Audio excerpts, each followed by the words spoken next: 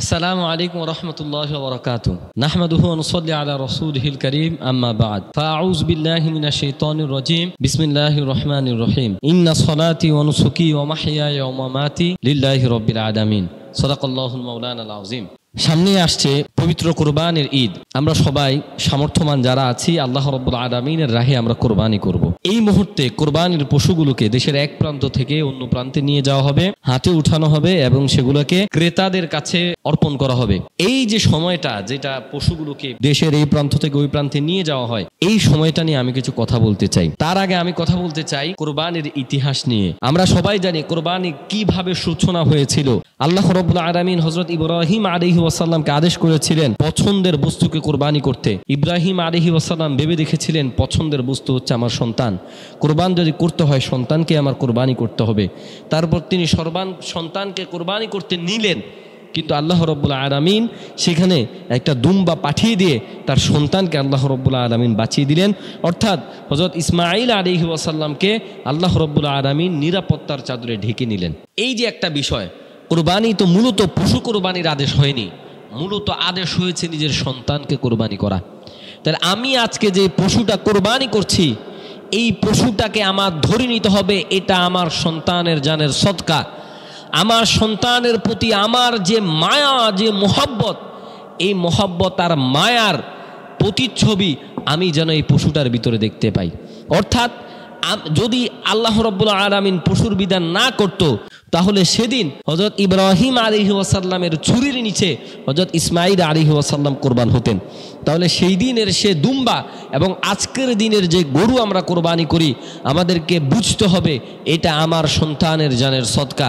আমার সন্তানকে আমি যেমন ভালোবাসি, মহব্বত করি, কুরবানির পশুকেও আমাকে তেমনই ভালোবাসতে হবে, মহব্বত করতে হবে। কিন্তু আমাদের সমাজে আমরা যে অমানবিক চিত্র দেখতে পাই কোরবানির পশুর সাথে, এটা নিতান্তই অমানবিক, এটা নিতান্তই একটা পশুর সাথে অমানবিক আচরণ। এই সমস্ত আচরণ আমাদেরকে অবশ্যই পরিহার করতে হবে।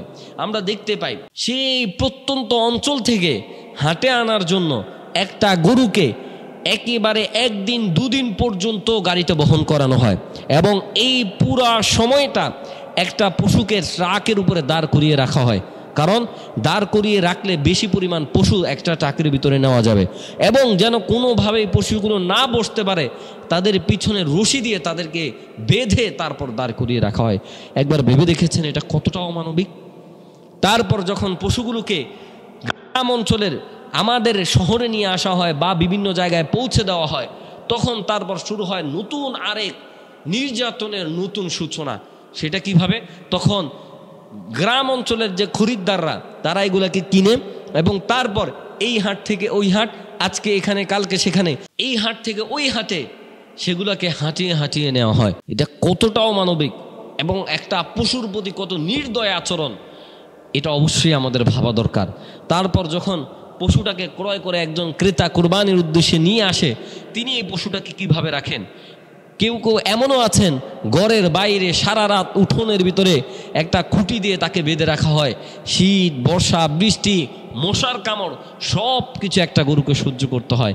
এটা একটা পশুর সাথে অমানবিক আচরণ ছাড়া আর কিছুই নয়। আমরা সবাই আল্লাহর সন্তুষ্টির জন্য কোরবানি করছি, কিন্তু আমাদের ভেবে দেখা দরকার এভাবে কি কখনোই আল্লাহ রাব্বুল আলামিনের সন্তুষ্টি অর্জন করা সম্ভব কিনা। আবু তাহের মিসবাহ সাহেব হুজুর ওনার বাইতুল্লাহের মুসাফির একটা কিতাব আছেন, ওই কিতাবে হুজুরের হজ্জ সফর লিখতে গিয়ে ওখানের ভিতরে বলেছেন যে ওনার বাবা যখন কোরবানির পশু ক্রয় করে আনতেন, তখন ওনার বাবা কোরবানির পশুকে যেন মশা না কামড়ায় সারা রাত মশারের ভিতরে উত্তম ব্যবস্থা করে কোরবানির পশুকে রাখতেন এবং কোরবানির পশুর চতুর্পাশে ওনারা কয়েল ধরিয়ে দিতেন যাতে করে কোনোভাবেই মশা কোরবানির পশুকে কামড়াতে না পারে। আপনি আপনার সন্তানের রুমের ভিতরে যদি আপনি মশারি লাগান, তাহলে আপনাকে মনে রাখতে হবে যেই গরুটা আপনার ঘরের বাইরে দাঁড়িয়ে আছে এটা আপনার সন্তানের জানের সদকা, এটাকেও ঠিক ওইভাবেই আপনার ভালোবাসতে হবে, এটাকেও ঠিক ওইভাবে আপনার সমাদর করতে হবে। এবং পশুর খাবার দাবার থেকে নিয়ে সব কিছুতে আমাদেরকে সচেতন হতে হবে। এমন অনেক অসাধু ব্যবসায়ী আছেন যারা কোরবানির পশুকে বেশি মূল্যে বিক্রি করার জন্য বিভিন্ন ধরনের ইনজেকশন মেরে এবং ট্যাবলেট খাইয়ে কোরবানির পশুগুলোকে অল্প দিনে মোটা করে তারপর তাদেরকে হাটে উঠায়। অনেক অসাধু ব্যবসায়ীকে এমনও দেখা যায় যে হাটে উঠানোর আগে তাদেরকে বেশি পরিমাণে পানি খাইয়ে তারপর কষ্ট দিয়ে তাদেরকে হাটে আনা হয়। এটা অত্যন্ত অমানবিক, এটা অত্যন্ত নির্দয় এবং এই সমস্ত আচরণ আমাদেরকে পরিহার করা চাই। আল্লাহ সুবহানাহু ওয়া তাআলা কুরবানির পশুর সাথে আমাদেরকে উত্তম আচরণ করার তৌফিক দান করেন।